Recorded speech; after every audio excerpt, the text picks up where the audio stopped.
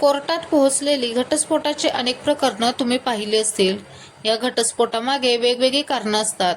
चीनमधील अशाच एका घटस्फोटाची सध्या चर्चा आहे. याचं कारण या प्रकरणात पतीला लग्नाच्या 16 वर्षांनंतर आपण 4ही मुलांचा पिता नसल्याचं समजल्याने त्याने कोर्टात धाव घेतली. पत्नी आपली फसवणूक करत असल्याचं त्याच्या लक्षात आलं. या प्रकरणी त्याने कोर्टात पुरावेही सोपवले. चीनच्या जियांग्शी प्रांतात हा प्रकार घडला आहे. गतवर्षी डिसेंबर महिन्यात या प्रकरणी सुनावणी झाली होती. चीनमधील जिशियान नावाच्या व्यक्तीने आपल्या पत्नीविरोधात घटस्फोटाचा अर्ज दाखल केला. तसंच पत्नीची ओळख युके अशी झाली आहे. दक्षिण चीन मॉर्निंग पोस्टनुसार चेन आणि त्याच्या वडिलांनी काही पुरावे सादर केले आहेत. त्यामध्ये त्याने आरोप केला होता की नोव्हेंबर महिन्यात त्याच्या पत्नीने एका मुलीला जन्म दिला होता. रुग्णालयातील कागदपत्रांमधून माहिती मिळाली की प्रसूती झाली तेव्हा तिथे एक दुसरी व्यक्ती उपस्थित होती.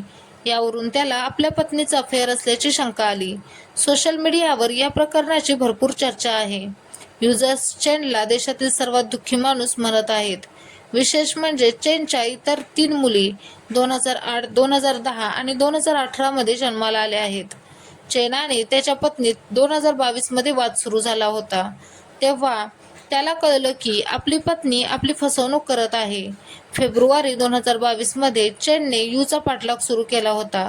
त्यानं रात्रीच्या वेळी पत्नी यूला दुसऱ्या व्यक्तीसह हॉटेलमध्ये पाहिलं होतं.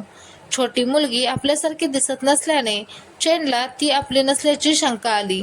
DNA चाचणी केली असता त्याची शंका खरी ठरली. यानंतर त्याने 3 मुलींची DNA चाचणी केली. यानंतर त्याला 3 मुली आपल्या नसल्याचं धक्कादायक सत्य समजलं. त्याने थेट सासर गाठलं आणि याची माहिती दिली. यावेळी त्याचं सासूसोबत भांडणही झालं. या भांडणादरम्यान त्याची सासू खाली कोसळली. पत्नीला ही गोष्ट समजल्यानंतर ती देखील सासू सासऱ्यांसोबत भांडण्यासाठी आली. यावेळी चेनच्या वडिलांना झटका आला. प्रकृती बिघडल्यानं त्यांना रुग्णालयात दाखल करावं लागलं. चेनने पत्नीला मुलीचा खरा पिता कोण आहे याबाबत विचारणा केली. पत्नीनं म्हटलं आहे की मुली कित्येक वर्षांपासून त्याला बाप म्हणत आहेत. मुलांना DNA चाचणीला नेणं हे जनावरांचं काम आहे. मी फसवला आहे असं मला वाटत नाही. रक्ताचं नातंच सर्वात महत्त्वाचं असतं का?